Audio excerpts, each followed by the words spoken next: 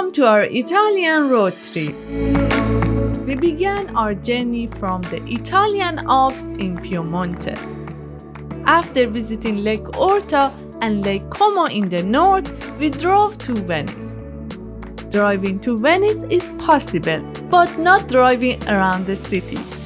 That's why last night when we arrived, we had to leave our car in a car park at the entrance of the city. The only way to get to the city center of Venice is by walk or by water. Good morning from Venice. We always wanted to visit Venice. But when we saw mass tourism here, we always thought not the right time. But now, because of coronavirus, there are not a lot of ship cruises and there are not a lot of visitors. That's why we are here. First thing first, we are searching for breakfast place. And actually, I think I found one. I'm going for croissant and coffee.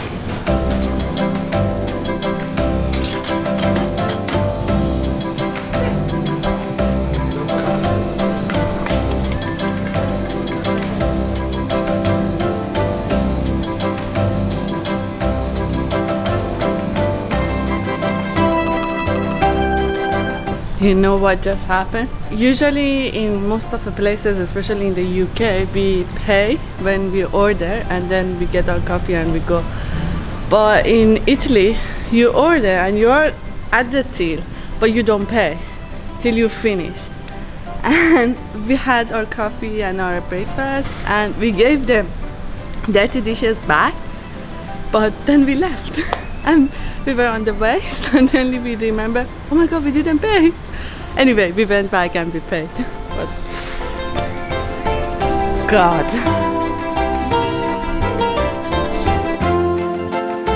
Venice is made of 118 small islands which are connected by 400 bridges.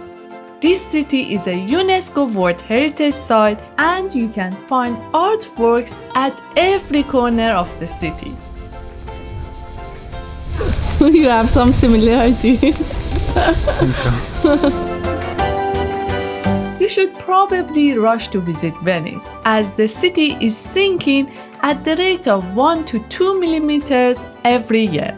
Most of us hear the name of Venice over and over and we saw a lot of photos, but to be honest, I am so impressed. Even though I knew that I am going to a beautiful city, but still I am surprised with this beauty. I mean, you should be here to see it. It's amazing.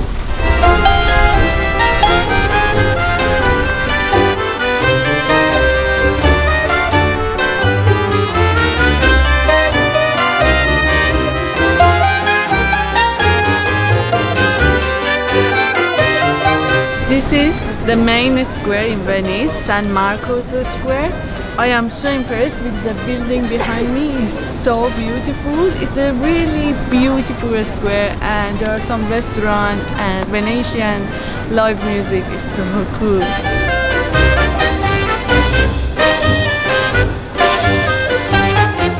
Here is one of the busiest parts of the city. Right now, because of the pandemic, it is a lot less busy than usual. Before 2020, around 30 million tourists visited Venice every year, while its population is only 50,000. Tourists were mostly day trippers who didn't even have a meal in the city, so not adding much benefit to the local economy, but still contributing to the over-tourism which is slowly destroying the city. Let's hope COVID-19 will become a turning point and Venice and its visitors will move towards more sustainable and responsible tourism after the pandemic. Just look where we are staying. We are in a local area, but this place looks like a museum. It's so hot. We came to the hotel just to rest a bit, and also I got change. I'm hungry and it's 2:30 p.m. and we need to have some Venetian food. When I'm in Italy, I always love to eat some grissini. It's basically breadsticks. You can have it with nothing. Just eat it while you wait for food. I ordered something I never tried before, pasta with shrimps and zucchini.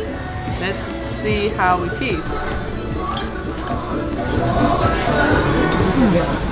Actually, it's a really nice combination. I never could imagine shrimp with zucchini, but it's a really great combination. I like the sauce.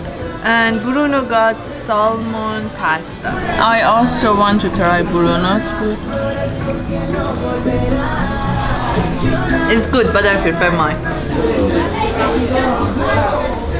This is the right quantity of coffee in Italy. This much.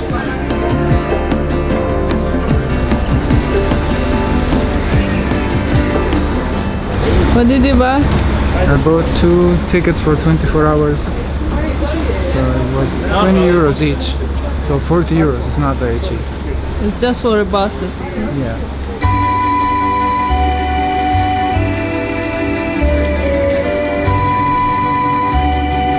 Now we have a ticket for 24 hours. We are taking advantage and we are taking a bus and we are going to visit one of the gardens in Venice.